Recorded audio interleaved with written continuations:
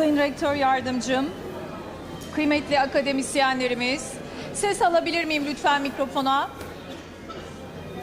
Sayın Reci'den rica ediyorum.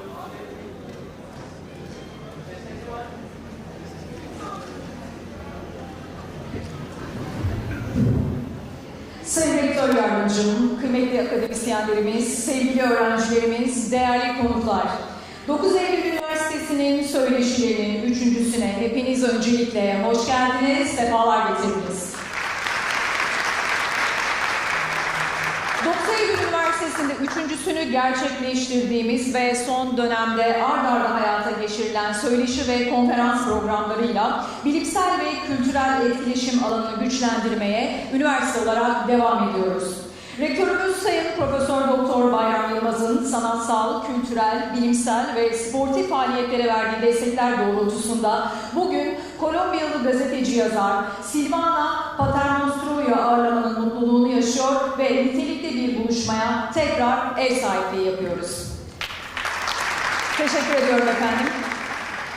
Şimdi program akışını sizlerle paylaşmak istiyorum. Saygı duruşu ve İstiklal Marşı, müzik dinletisi, konuğumuzun özgeçmişinin paylaşılması, moderatörümüz ve konuğumuzun sahneye davet edilmesi, söyleşi, soru ve cevap bölümü, Sayın Rektörümüzün kapanış konuşmaları, takdim töreni ve hatıra fotoğrafı çekimiyle programımız son bulacak. Şimdi sizlere programımıza başlamadan önce Gazi Mustafa Kemal Atatürk aziz şehitlerimiz huzurunda saygı duruşuna, ardından İstiklal Marşımızı söylemeye davet ediyorum.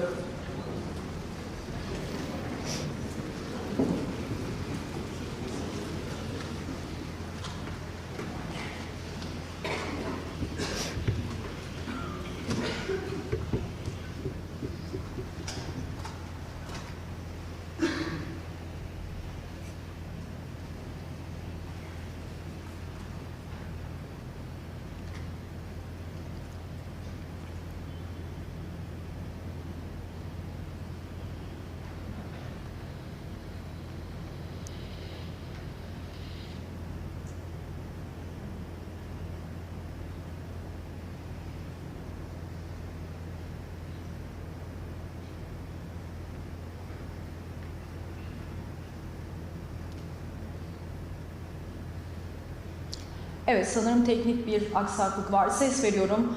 Korkma, korkma sönmez.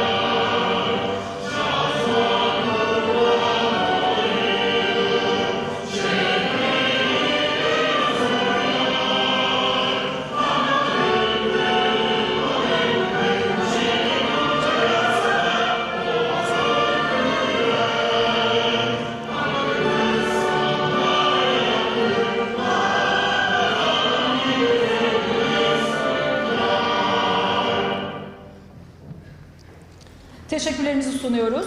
Programımıza ilk olarak Arp ve Gitar Ana Sanat Dalı Başkanı Profesör Doktor Aslı Tuncay'ın 12. sınıf öğrencisi Deniz Akçam'ın bestecisi Sergey Prokofiev'e ait olan Sonata Opus 1 No 1 sayılı eserini sunacağı dinletimizle başlayacağız. Alkışlarınıza ben öğrencimizi sahneye davet etmek istiyorum.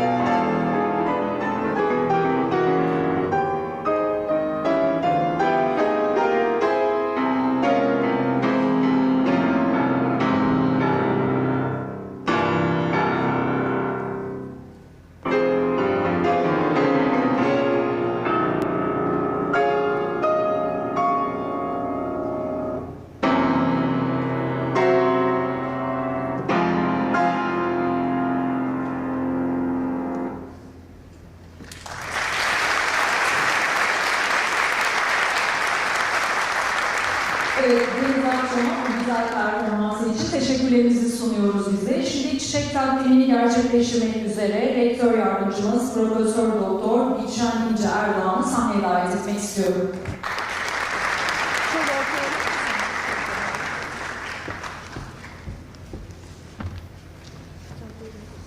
Sen de oradan geç.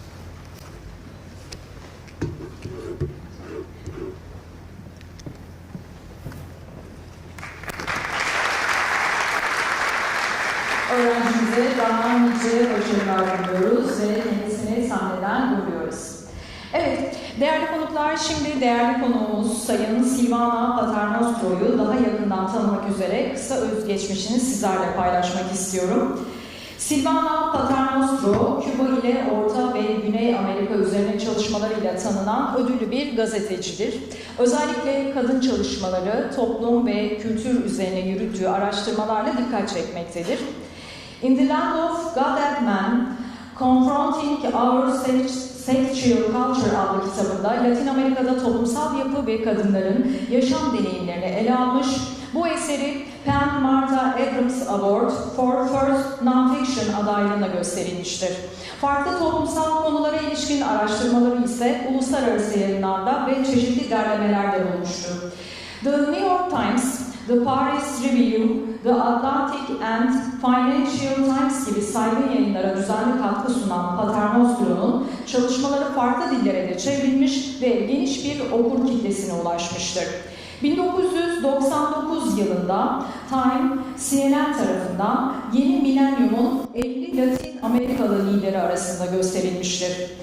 İkinci kitabı My Colombian War, A Journey Through the Country I Left Behind, kişisel anlatı ile tarihsel gözlemleri bir araya getirerek Kolombiya'ya dair çok katmanlı bir bakış açısı sunmaktadır. Ayrıca sinema alanında da çalışmalar yürütmüş, uluslararası bir projede yardımcı yapımcı olarak görev almıştır. 2014 yılında Gabriel Garcia Marquez üzerine sözlü tarih çalışması olan Soledad Company yayınlanmış, 2017'de Soledad Company adıyla İngilizceye kazandırılarak uluslararası alanda ilgi görmüştür. 2023 yılında In the Land of God and Man kitabının 20. yıl özel baskısı yayınlanmış, eser anlatı gazeteciliği alanında öne çıkan çalışmalar arasında değerlendirilmektedir. 2024'te ise Soledad Company'nin İspanyolca versiyonunu genişleterek güncellemiştir ve ayrıca bir film uyarlaması üzerinde çalışmaktadır. Evet, şimdi ise öncelikle söyleşimizin moderatörlüğünü üstlenecek olan şair, yazar, çevirmen ve iletişimci Sayın Atakan Yavuz'u ben alkışlarınızla sahneye davet etmek istiyorum. Evet, 9 Eylül söyleşilerinin aslında moderatör olarak vazgeçilmez ismi Atakan hocamız. Her daim yanımızda bizlere destek oluyor.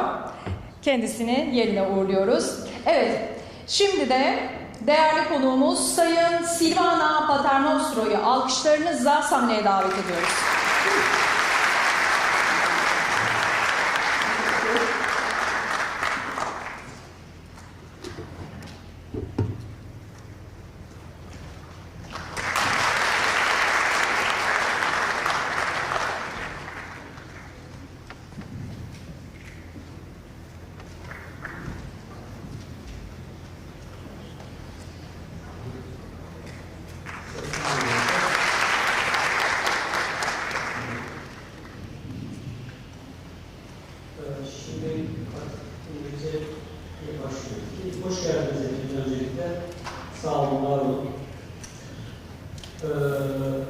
Esteemed members of the University and dear students, a very warm welcome to you all. Today we are holding the third of Dokuz talks. As you remember, we began this series with the renowned journalist and producer Hakan Çelik, followed by multi-talented artist Okan Bayram. And today we are honored to be joined by distinguished writer and journalist Silvana Paternostro'o. Please join me in welcoming her. With Silvana, today we are going to delve into the world of the great writer Gabriel Garcia Marquez and Of course, we are going to explore the similarities between our culture, I mean Turkish culture and Colombian culture. You say one of your books' name is The Country I Left Behind. It reminds me of a great line by Alexandrian poet Konstantinos Kavakis. He says, "You cannot find a new country, your old one will follow you always." Yeni bir ülke bulamazsın, bu şehir arkadan gelecektir. Onu hatırlattı kitabın ismi, Silvana. Silvana, we are really excited and happy to have you here. Thank you for joining us. As far as I know, this is your first time in Izmir. It is. It is a bit early to ask for your first impressions, but I should warn you, Izmir is addictive. I find myself coming back every single month here. I'm joking, this joke was for Honorable Rector, but he will be joining us maybe later on. But I'm joking, Izmir is our heart. Silvana, before we dive into your book, or your Gabriel Garcia Marquez, could you please tell us a bit about yourself, especially the town where you grew up, and how your path crossed with Marquez? Of course. So nice to be here, everyone. I just arrived from Istanbul on a 5-hour car ride, and I looked at the bay and I had some fish, and I want to come back next month. So I come from a place that we say is the city that became Macondo when it became a city. My path and Garcia Marquez kind of joined because everybody's life in the Colombian Caribbean is very much has been Macondo, will be Macondo, and he, with his work, took us to the world. Sorry to interrupt. Yes. Macondo is the town that depicted in the famous novel. Yes. So Macondo is an imaginary town, but for those of you who read and who write or want to write, nothing is that really imaginary. Everything has a grain of reality.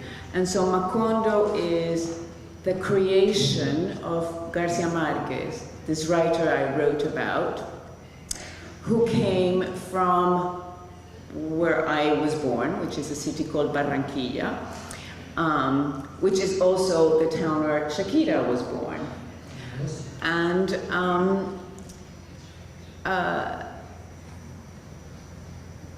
Barranquilla is very much like Izmir and like Istanbul. I have spent more time in Istanbul than in Izmir. I arrived a year ago, and I'm now living here because it's a port town. It's a confluence of cultures, civilizations, languages, and one of the most important cultures that arrived to Barranquilla when I grew up as a child was the Turkish culture. So at the break of the Ottoman Empire, a lot of people went from Turkey to Colombia, to my city, because it's a port city. Because they arrived with Ottoman Empire passports, they were known as Turcos. I went to school with Turcos. I still go back, and it's been almost 100 years, it's 4 or 5 generations, I still have friends that by the nickname I say, Merhaba Turco. Turco. I know Kenefe from Barranquilla. I know Kibe from Barranquilla. So when I arrived, I felt very, very, not only at home, but I feel like just like you never leave behind your country. I brought Colombia with me, and because I brought my books with me, I brought Garcia Marquez with me, and I am here to share this fantastic life he led and these incredible books he wrote for the world. Thank you, Silvana. Marquez is really one of the greatest writers of the 18th century. And you joined his workshop. And on journalism. What did he, I don't know, is there any students from the faculty of communication here? What did he tell you about journalism or during his workshop?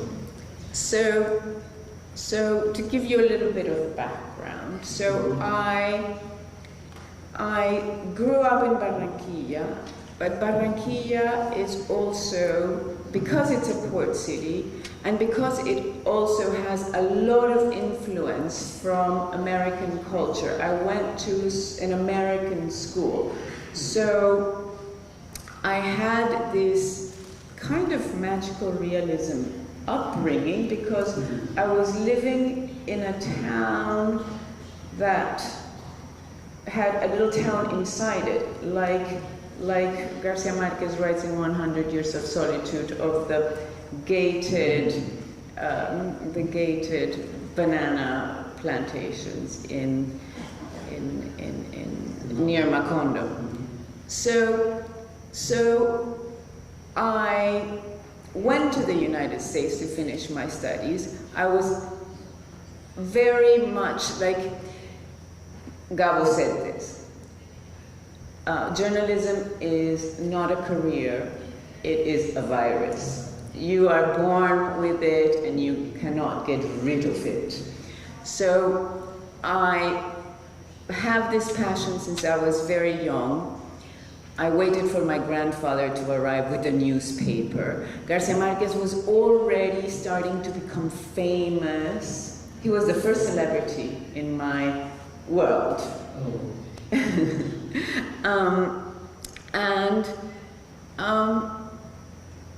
I was formed by journalism in the United States, and he admired journalism in the style of new journalism. We're talking about John Hershey, we're talking about Gay Talese, we're talking about the New Yorker magazine, the New York Times magazine.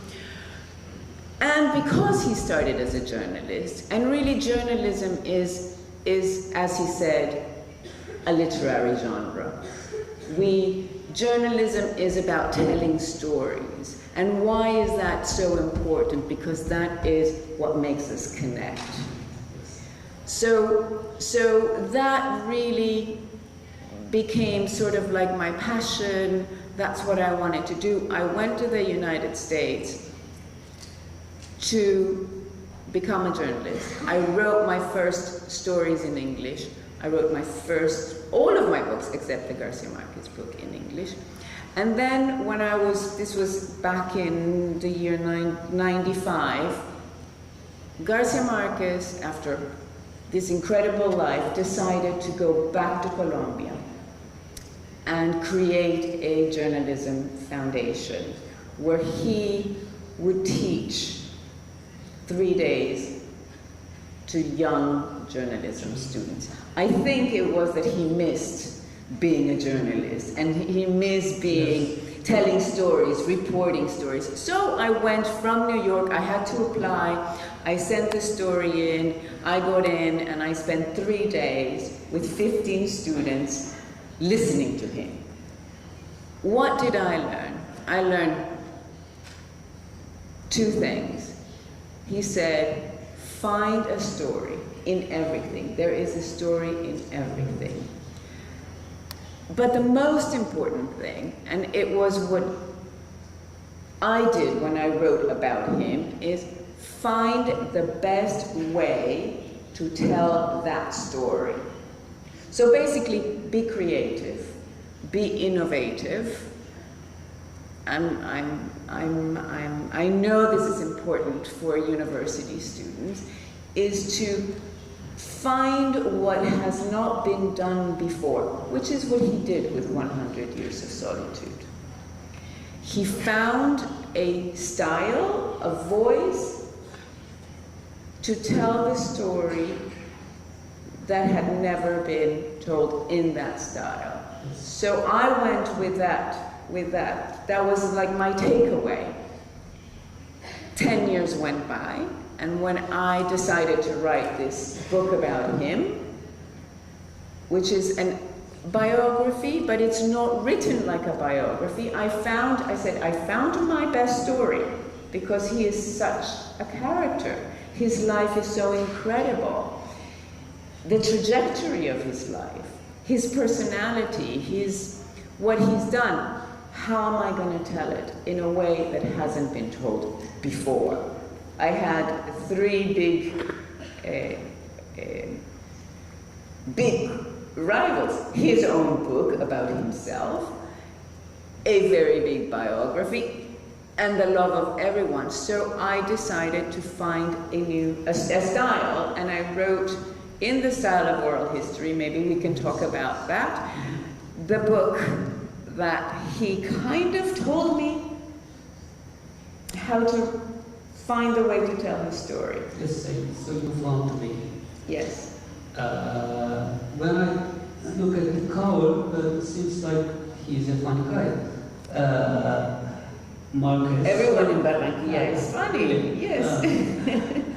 So it was the trade secret that he gave you during the workshop, or coaching tips. So yes. Find the story. There's a story everywhere, so no problem with finding any story, but the problem is finding a style to tell it. Yes. As for the book, by the way, is anyone among us who read Marquez before? Gabriel Garcia Marquez? No? Yes, I see someone. I want to talk about your book, Solidarity and Company. It's not translated to Turkish yet, but I've just finished the book. It's truly impressive, but especially the genre, because this is not an ordinary biography, this is an old history. So, actually I'm not familiar with this genre. That's why I found it compelling. So what's the difference between ordinary biography and old history? So, we've all read or seen a biography. They're usually very, very heavy. They have lots of dates in them. They are very, they're very important because it tells, you know, the story of the trajectory of the life of someone who merits a biography. But it reads like a book. An oral history of someone is taking many interviews. I did about 150 interviews, and I'm still doing interviews. And I spoke to them. I knew where to find people who knew him in all of his stages. So I had to know his life, but I went to very specific people. So it's like a painter. It's like, okay, I'm going to choose this color to reflect this part of his personality. So I spoke to many people who knew him. I taped them. I transcribed the tapes, and then it's almost like making a film. I created a portrait of Garcia Marquez, but I can do it with you. I will interview everybody who knows Atakan from when he was a child, from when he was a university student, when he had his first child, and get everyone's opinions, because as we also know, stories don't have one version. There are many versions in a story. So I would take these interviews and I would interpose them to tell the story of him. So I painted a portrait. I also say it's like going to a party and having everyone talk about one person, and everyone is telling their favorite story, or, you know, not everyone has a good memory of someone, and that's also part of a biography. So I took a whole set of people, I made them talk about Garcia Marquez, and then very time-consuming, I took lines from the interviews and I intertwined them, almost like the guy who makes the goldfishes in 100 Years of Solitude, and I painted the picture of this author who, when you start reading him, you'll realize the beauty of his writing, but also the importance that he has done for Barranquilla, for Colombia, for Latin America. He put our stories in the map. He got the Nobel Prize. He also is very loved by authors everywhere. I mean, from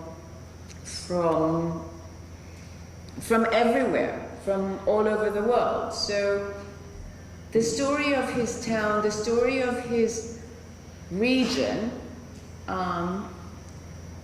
turns out to be a universal story. And I think that is the compelling thing about reading literature. And that's why it's so important to promote the reading of literature. And of course, there are books that are not so good. So the importance is to, you know, sort of guide you to books that are well written, that tell incredible stories, and that connect us through these incredible stories of who we are. Yeah, it feels like a living portrait of the writer. And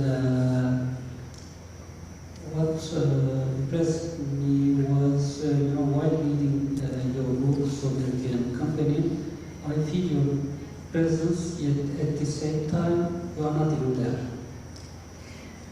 It's I'm not very there. complicated. Yes. Yes. Yes. But it's fascinating anyway. But I said that it has not been translated into Turkish yet. But as far as I know, there is a set date for translation. Inshallah. Maybe next year. Yes. Well, I hope for next year, because next year will be his centenary. Yes, it'll be his 100th birthday. Actually, he just had a birthday a month ago, 99. So this will be his 100, and Colombia is preparing for a big celebration. And actually, because I'm now living in Turkey, I'm also hoping to do some events here in Turkey. Sure, and I hope, and I'm sure that Turkish readers will love it too. but it has been translated into several languages. My book. Around 10, yes. Yes. You know, that is right. I've written 3 books before, and they've been translated to 2, 3, 4 languages, but not to 10. So Garcia Marquez has that outreach.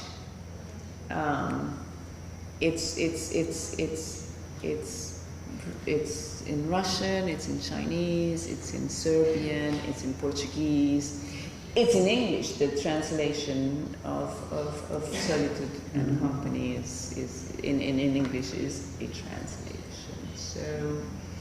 So hopefully Turkish will follow. Hopefully, what's the reason of the title? Solitude and Company. Solitude and Company. Do you remember Rilke? Sure. Well, it's a combination of many things. So his main work is called 100 Years of Solitude.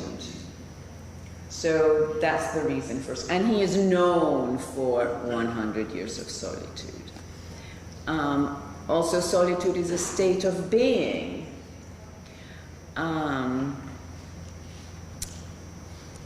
It's a state of being that's very important for writers.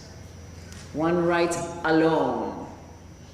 In fact, Garcia Marquez locked himself for 18 months to write 100 Years of Solitude. Rilke wrote a beautiful poem and an essay about the conviction basically the writer has to marry solitude. But Garcia Marquez was so smart that he knew that solitude alone is dreadful. That's a very difficult life. And he knew, and also because in Barranquilla, and I think also in Turkey, friendships are very important. Your community is very important. So that's company. And he was so smart and he was so fun that he always had wonderful friends. And these are the friends who actually, you hear them in my book. And actually, I'll tell you because he was a regular guy who wrote a book and he became so famous that he hung out with everyone from, movie stars to presidents to whomever he wanted to meet. The reason I wrote the book in that way was because a magazine in New York called me and said, "We want you to write about Garcia Marquez." He was sick at the time. He had been diagnosed with a cancer. They didn't know if he was going to survive it. He did that time. Why don't you go and interview President Clinton at the time, Francis Ford Coppola, people that are important? And I said, no, thank you. I don't want to write that story. I want to go back to Barranquilla, and I want to interview, and I want to hear the stories from the people that knew him before, and the people who still know him in not dressed with fame. And also because a lot of these people appear in his novels. So that's why I started. And then I realized, talking to them, the importance that friendship was for him and for his work.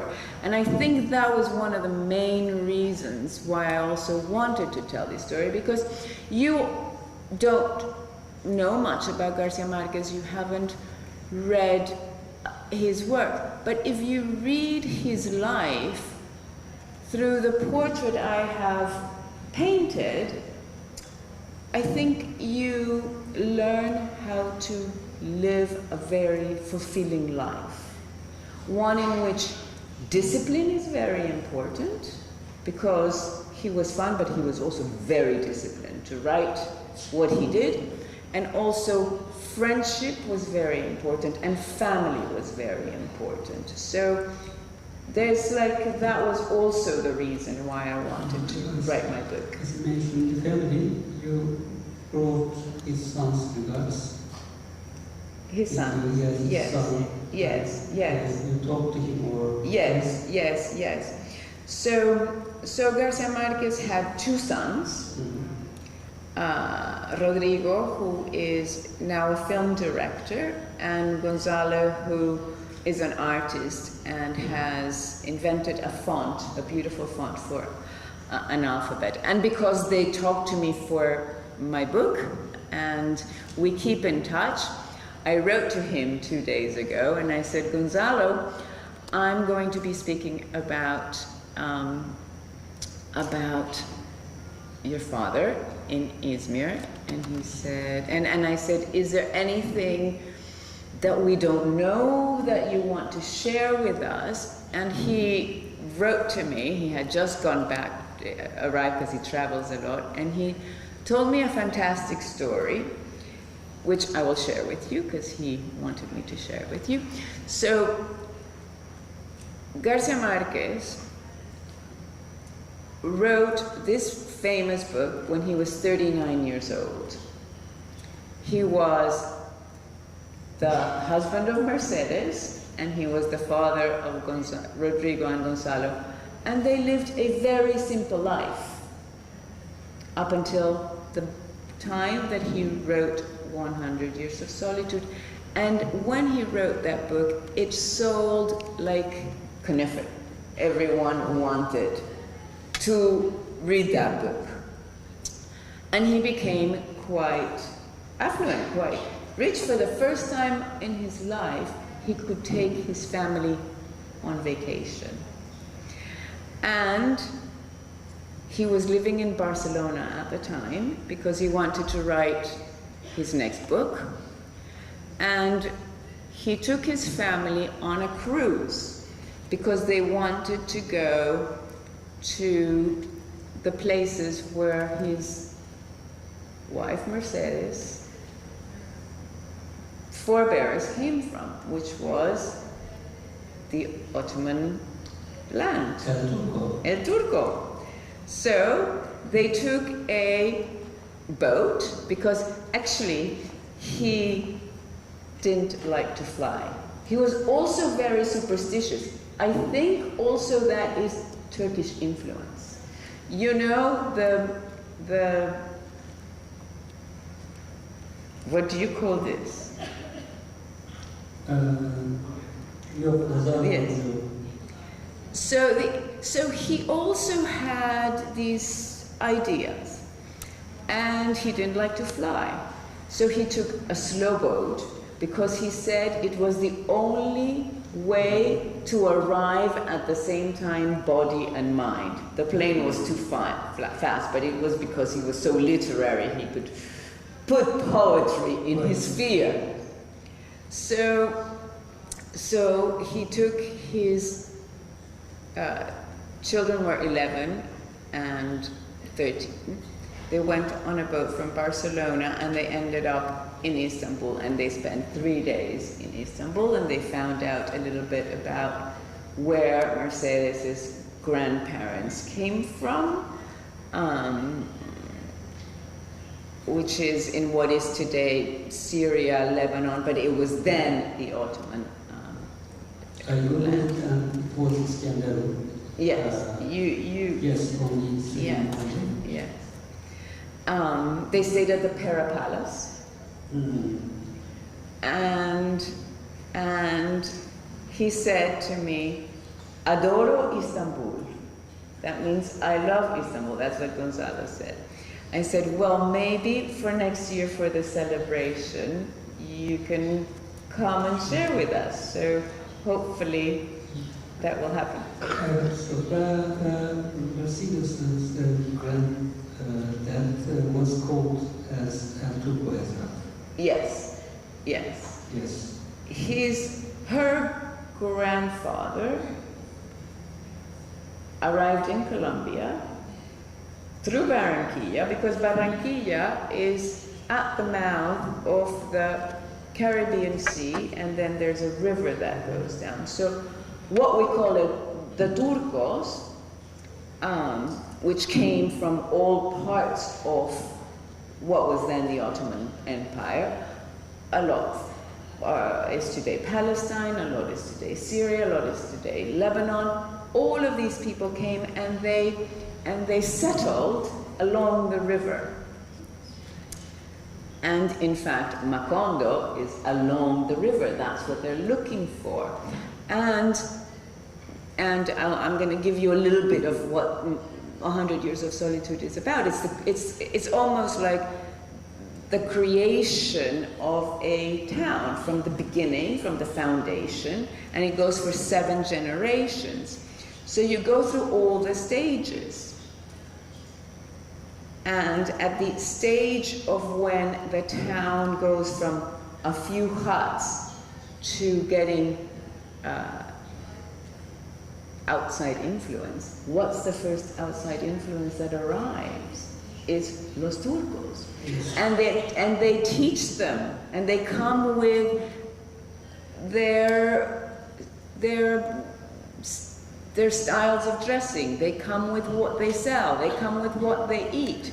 And in fact, in 100 Years of Solitude, there is a Turkish street, which is where everyone went to buy all the things that they wanted.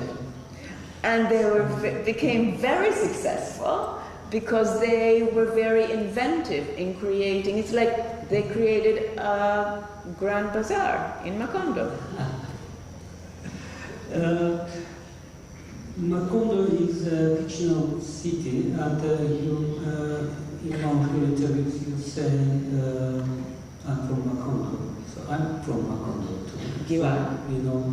We know each other. Yes, Salman Rushdie says he was born in Makindia. Silvana, speaking of which, have you seen the new 100 Years of Solitude series? Netflix series, yes, I have. I have written about it. In fact, I wore the little fish that they gave me at the offices of the production when I went to visit. The fish is a very important element in the novel. There is the founder of Macondo, who at one point he's an alchemist, which in a way it's a writer. It's him. It's like he loses his mind writing, making gold fish, trying to find the secret to civilization. I mean, 100 Years of Solitude is a very deep, profound book. His focus on this. Yes. Yes. The series is not the book because it's a different art form. But it tells a very compelling story. I urge you to watch it because it's going to make you want to read the book. Because the characters are so wonderful. And the imagination of the stories is so innovative. Was it faithful to the book? Yes. Yes and no, because time is very important. There is no time in 100. He never names a date. So, because these are two very different genres, when the book was given to the screenwriter, and I spoke to the screenwriter,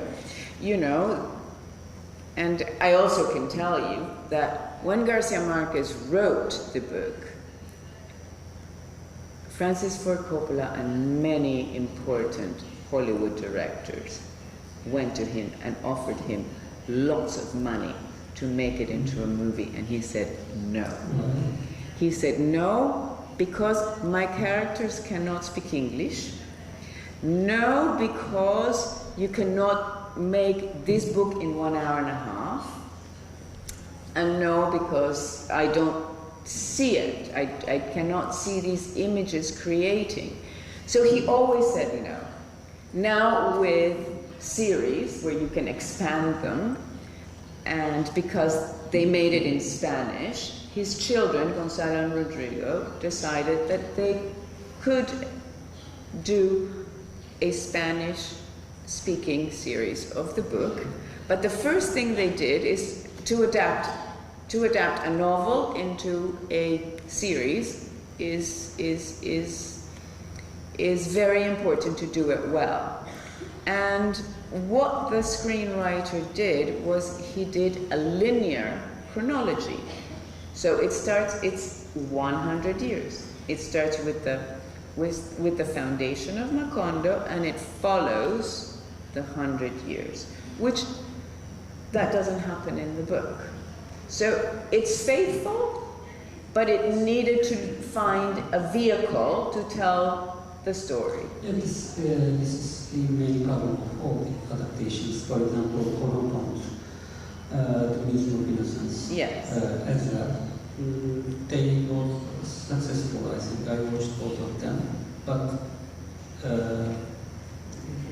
there are some problems, as well. I prefer Yes. books over Yes. the adaptations. Yes, you know, I have people who have told me, I will not watch it. I will even, they even stopped being connected to Netflix because they did not want to see an actor portray Ursula, or the main characters, who are basically, for Colombians, these characters have become members of their families.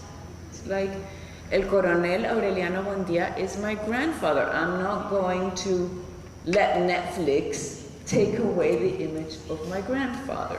So, you know, everyone has their own opinion, but I enjoyed it.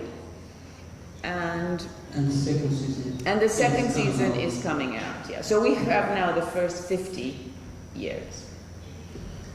Thank you, Silvana. Your book is filled with wonderful and funny stories as well. I was wondering if you could share one of your favorites, but my favorite is marriage to Mercedes. His marriage? Yes. Yes. And first in Solon. Yes. Can you Okay. tell us? Yes.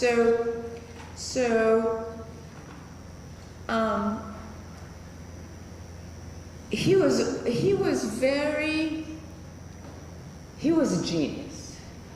I'm quoting his father, who said he was sure he had 2 brains. But if you read a book, and if you are a writer and you read this book and you see all that's in it, you go, only a genius can write this. So I do agree with people that think he's a genius.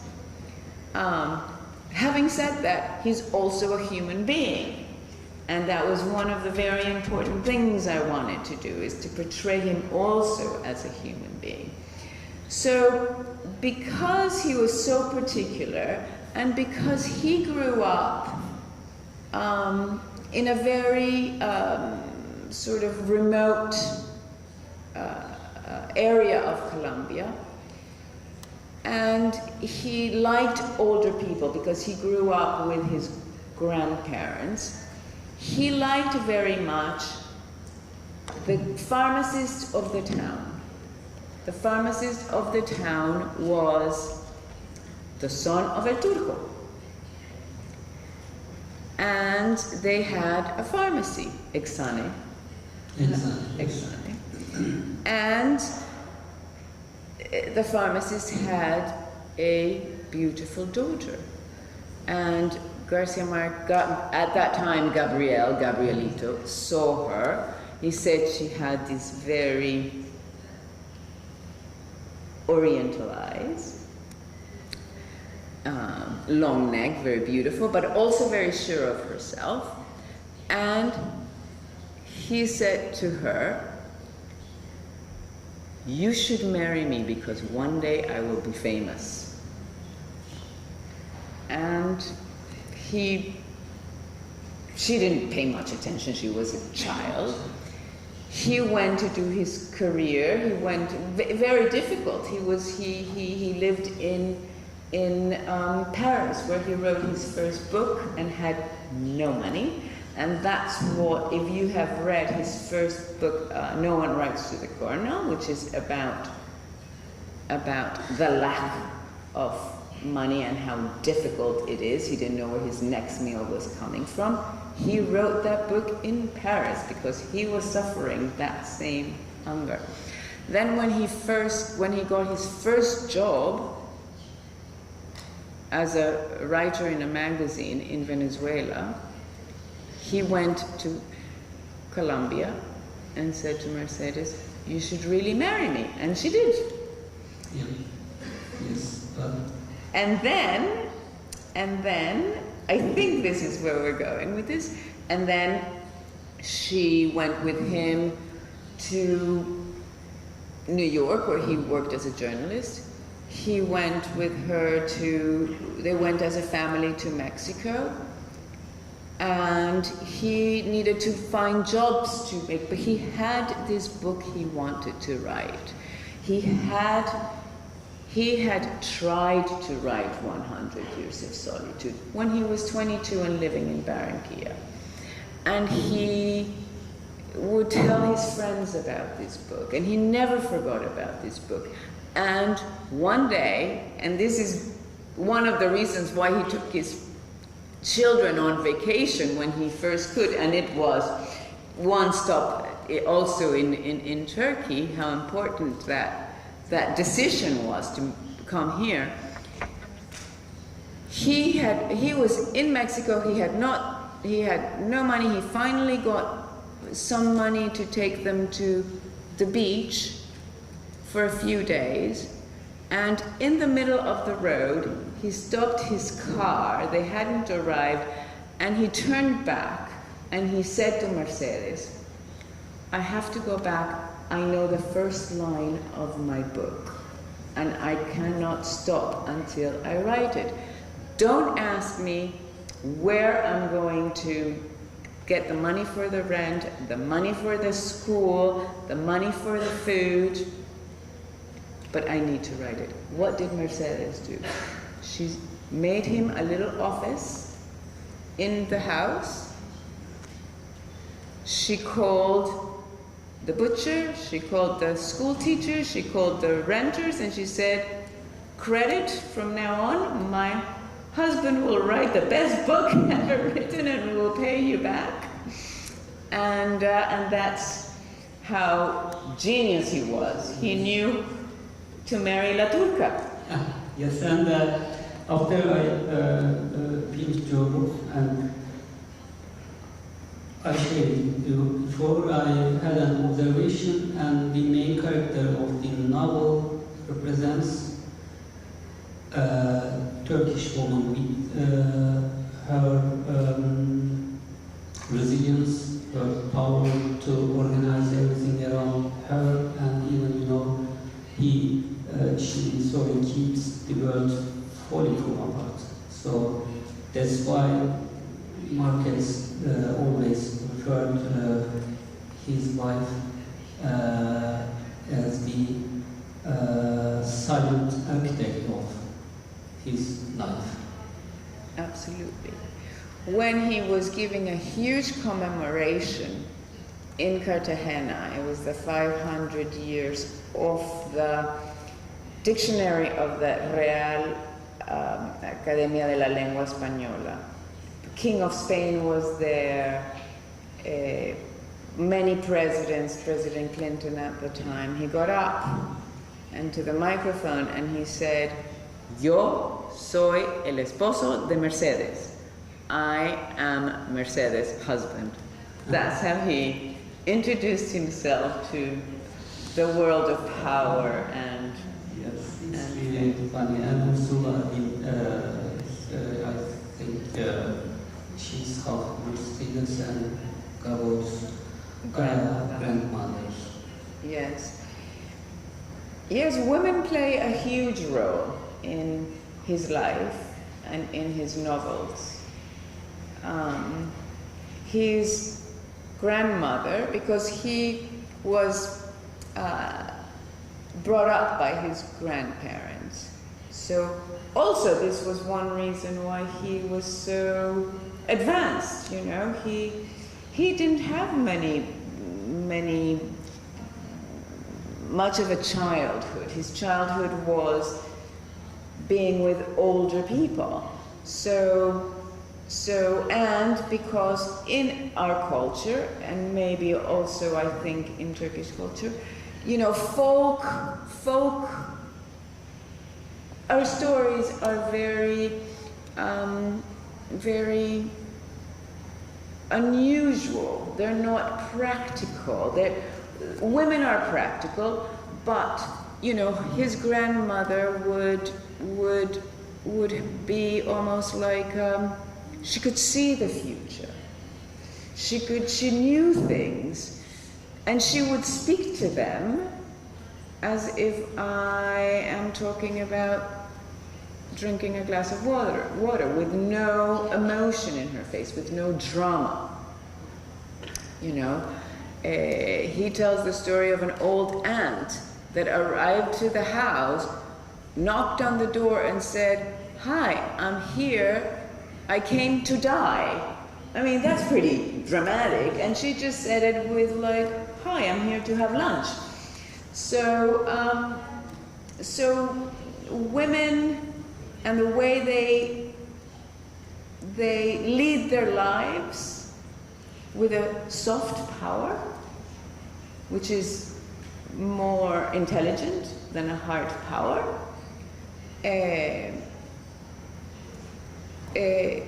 He picked on that, and he made them very important characters in all of the stories he wrote. Yes, and he depicted not just your grandmother and my grandmother as well. Time goes by so fast. Oh my goodness, already. Thank you very much for listening to us. We can start taking questions if you have any questions.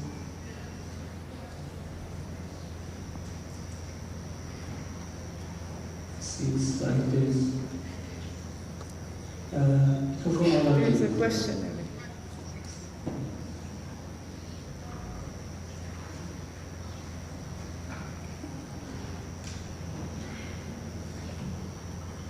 First of all, thank you so much for coming here and for the wonderful talk. I wanted to ask about how your perspective developed when you started writing your oral history about Gabon, and how do you think it shifted from when you started and when you finished? How did it shift? So when I started,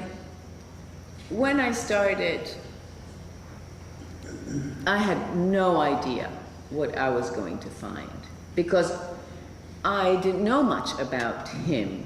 He was an image, like when you read about celebrities in a magazine. He didn't have a heart, a soul, or even a story.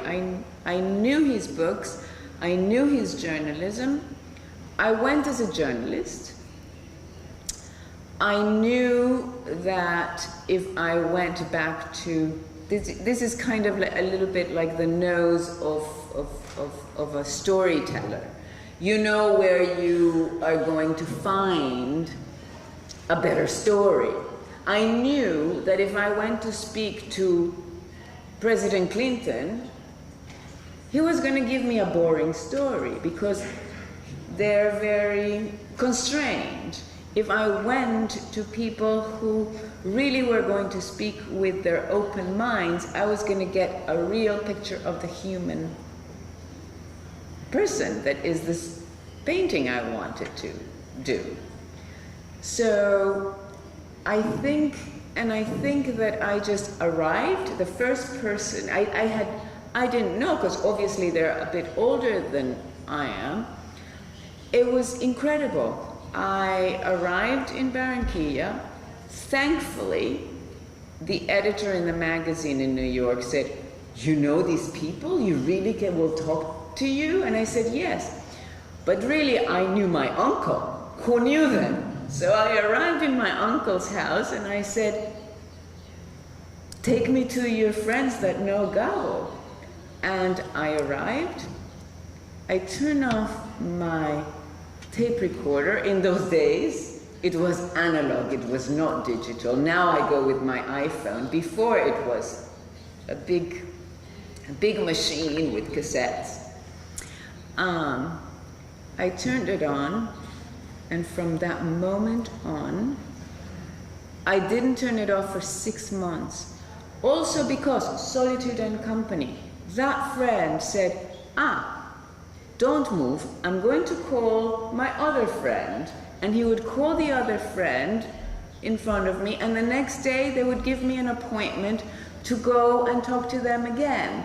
And one day I arrived in my hotel, and there was a line of people waiting to tell me their Garcia Marquez story. So it took a life of its own. And I think that's what happens in literature. I think one just is a vessel, you know? The stories just take their own life. That's what happened.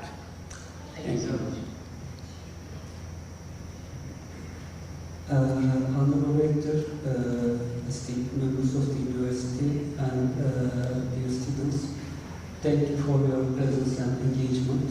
And SILVANA, I'd like to thank you for... Is there another Is question? there any... There's another question if you wanted to. sorry, I couldn't see you.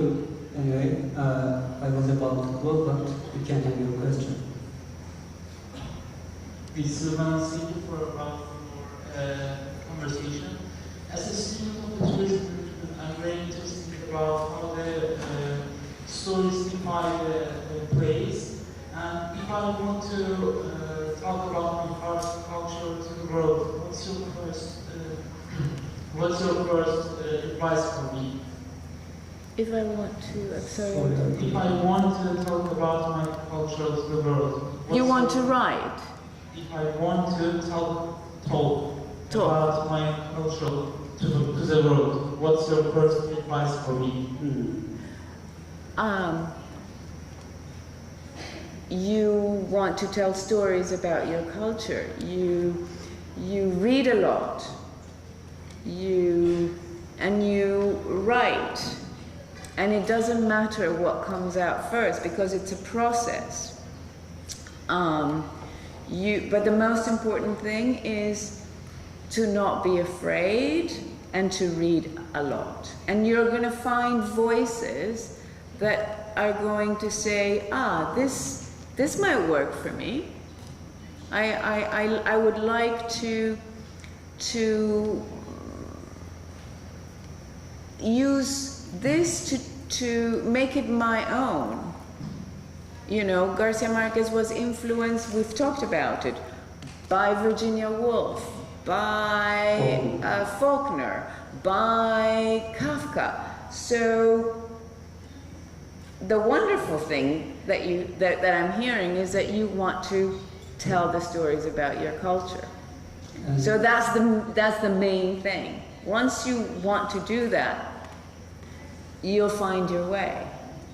Find a way that is going to be your singular way to tell it. Thank you so much. And what Gabo told you about the coaching tips, and you find your story, and Yes, find your story. There's always a story. Find the story that talks to you. Find your character, find the story, and find the way to tell it in a way that it hasn't been told before. It wasn't easy for him. He read, you know, he took it very seriously. It took him almost 30 years to write 100 Years of Solitude. Of course, he wrote incredible journalism. He was preparing for himself. He knew that he didn't have the technical skill to write what he wanted to do. Yes. Because he knew he wanted to write a book that would make Mercedes marry him. And another trade secret from market is start from your own village. If you want to really be universal. Yes, yes. Your village, your village, your village. Tell the stories that you know the best, Yes. the closest to you. And Thank you, first of all. What's your biggest advice for young writers who are trying to be more creative and unique? Discipline and good friends that will support you, and family that supports your quest. But I think discipline is very important. It's not easy to do whatever it is that you want to do well. I mean, and that's what I was talking about, why I thought his life was so impressive and so fulfilling from beginning to end. Because he started from nothing and he became, in Spanish, he is the most read author in our language. More than Quixote. really? Yes. So it's not like let's wait for the inspiration. Even if, whatever you want to do, build a bridge, teach mathematics, the beautiful piano we heard today, it requires discipline and it requires finding something special that you need to make it your own. And that's going to be a fun life.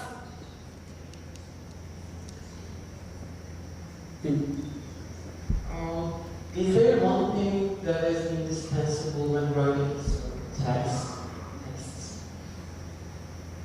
Indispensable when writing.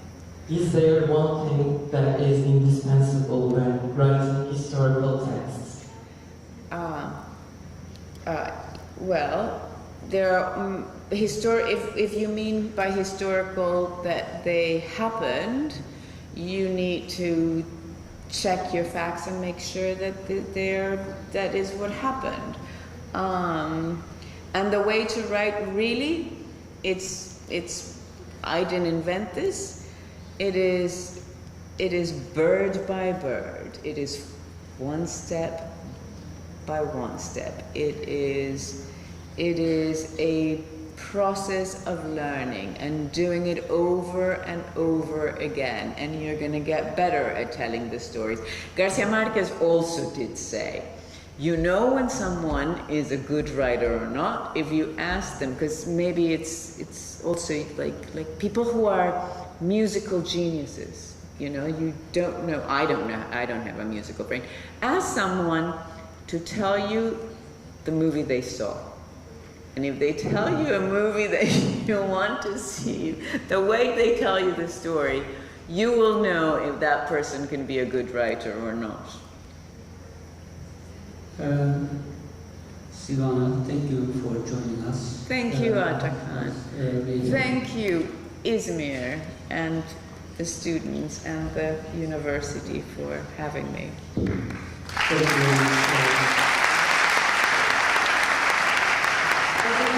Size de kolaylaştırdığınız için teşekkür etmek istiyoruz. Değerli konuğumuza da çok teşekkürlerimizi sunuyoruz. Rektör hocamız da aramıza sonradan katıldı. Programımızın kapanış konuşmalarını yapmak üzere ben Sayın Rektör Profesör Doktor Bayram Yılmaz'ı alkışlarınıza sahneye davet etmek istiyorum. Thank you, Atakan.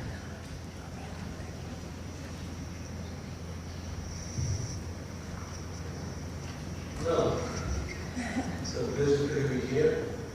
It's lovely to be here. First of all, I'm sorry for being late. I know I cannot be excused for that.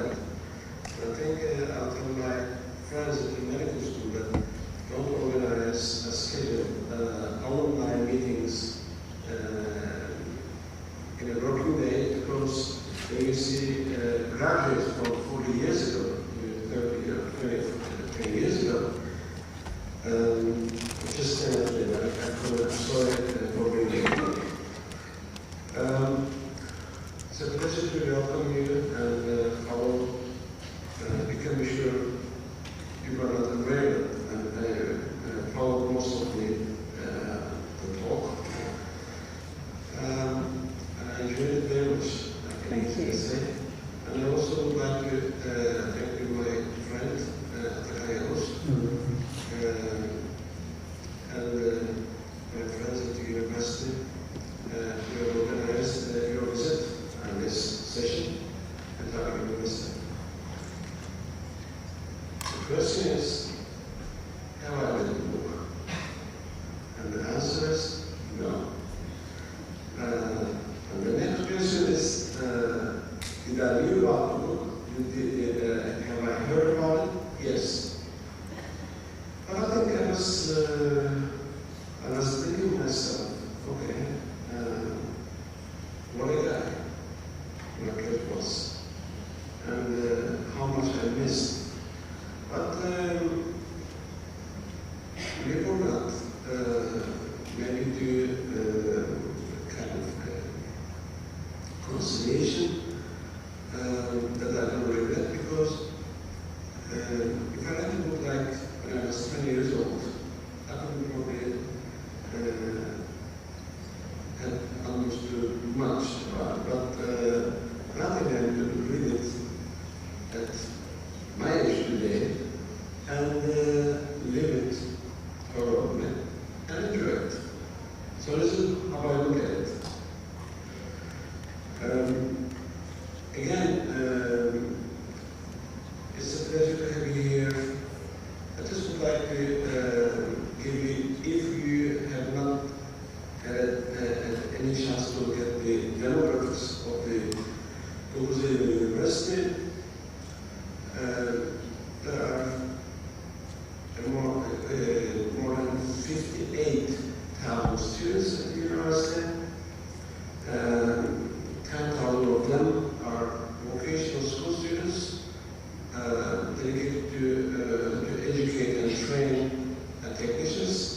There are about 41,000 undergraduate students and about 7,000 postgraduate students.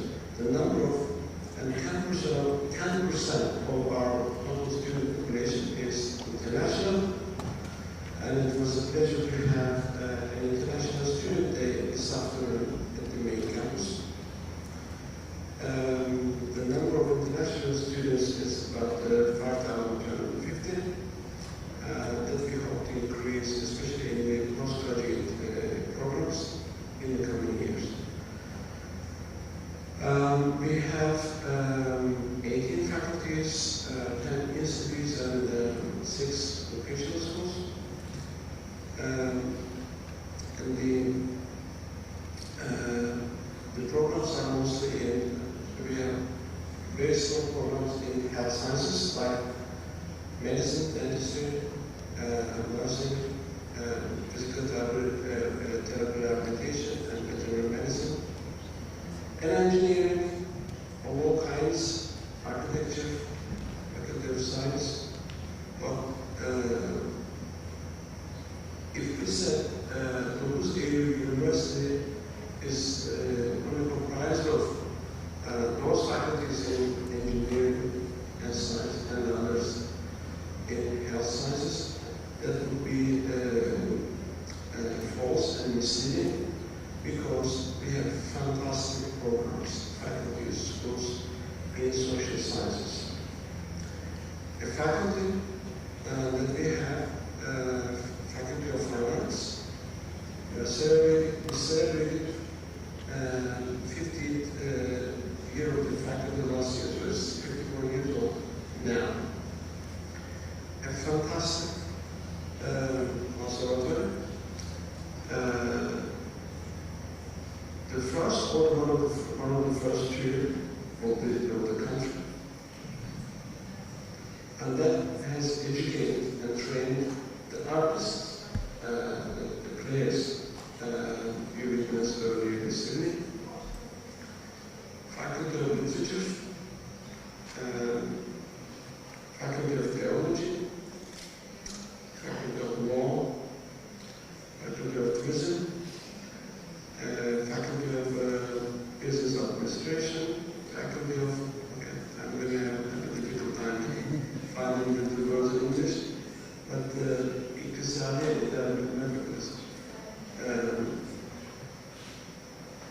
if I just said economics, they would hang me.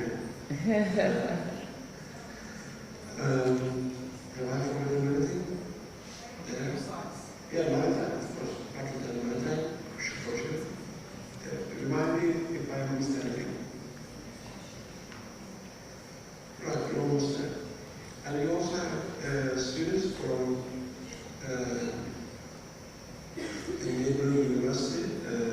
They are very close friends. I'm also very happy to see them at our event. So what we are trying to do, we try to invite speakers, experts like yourself, not just in medicine and engineering and in science, but also in social science. Actually, we have great speakers. You're welcome. And it's wonderful to have. But you're the first international speaker in that series. Thank you. So no need to extend further our feelings. I'm sure we will all enjoy the rest of the evening. But please, I was not here in the beginning, but please join me now to give her an energetic welcome and welcome.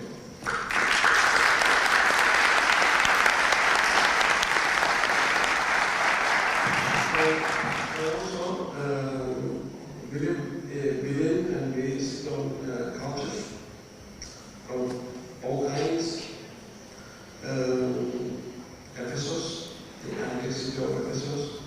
This is something you know, but there's, I'm sure that we have students and people in Israel who have not heard about the ancient city of Metropolis either. I don't know if you have heard of it. Metropolis. It's just half an hour away from here. It's almost as old as Ephesus. 3rd century BC, and it's a fantastic place. And one of our archaeology professors, Sarah Eylül, has been the leader of the excavation. Excavation. How do you call it? Yes, excavation. Yeah. And they dug out the whole city. Metropolis is just half an hour away from here. So if you guys have time tomorrow or the day after, that will be a wonderful experience for you. Actually, I found, yes, I know some of the Metropolis is not much known in the Western world. Actually, not even in Turkey. But mainly because it's not covered much in the tourism agencies, culture books, and get them on textbooks. So I think in the next coming 5 and 10 years, there will be a lot to read and hear about. Okay. Sounds wonderful. It was a great pleasure before you. Thank you for having me.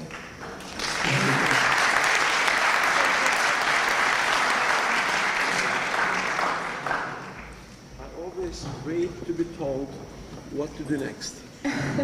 Evet, Sayın Rektörümüze de konuşmaları için teşekkürlerimizi sunuyoruz. Şimdi hediye takdimimiz gerçekleşecek. Arkadaşlardan hediyeleri getirmesini rica ediyorum. Öncelikle moderatörümüzle hediye takdimimiz olacak. Sonrasında değerli konuğumuzla hediye takdimini gerçekleştireceğiz. Buyursunlar Atakan Hocam. Oh my goodness.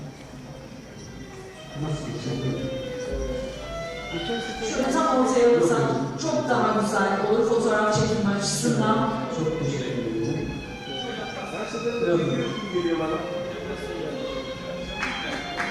Evet. Atakan Hocamıza da teşekkürlerimizi sunuyoruz. Bize bir hiçbir programda yalnız bırakmadı kendisi. Evet, bunları da hemen verelim. Çiçek ve teşekkür belgesi takdimimizi de gerçekleştiriyoruz Atakan Hocam için.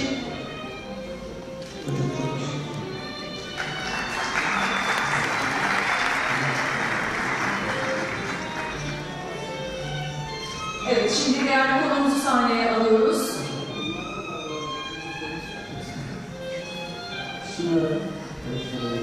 Buyursunlar lütfen. Değerli konuğumuzu da hediye takdimini gerçekleştirelim.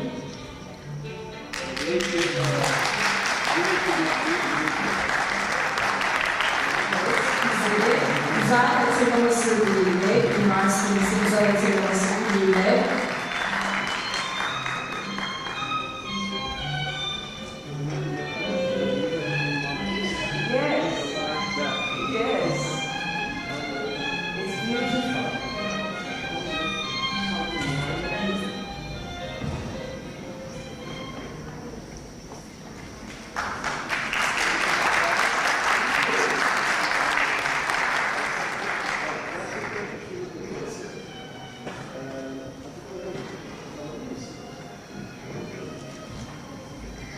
Evet, şimdi değerli konuğumuza da çiçeği ve belgesi takdim ettik. Toplu fotoğrafımızı da gerçekleştirdik. Sayın Rektörüm, size de ufak bir sürprizimiz olacak. Değerli konuğumuz ve Atakan Hocam tarafından. Bakalım.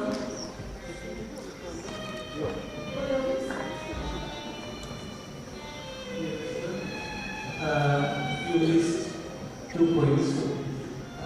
I won SILVANA saying that Izmir is taking. I found myself coming back every single month. And after that, I told her that Izmir is our heart. So we brought a gift from Istanbul for you. And yes, and this is written in calligraphy. Izmir is my heart. Oh. Evet, bu anlamda bilgileri Rektör hocamıza gidiyor. Programımızın başında bize piyano resitali sunan genç öğrenci arkadaşımızı alalım. Tabii İzmir ziyareti sırasında bana göstermişti. Osmanlıca, eski Türkçe, İzmir kalbimdir. Süheylüllerin arşivinde. Süheylüllerin, Dokuz Süheylüllerin arşivinde duvarında yazan bir yazı. Çok teşekkür ederim.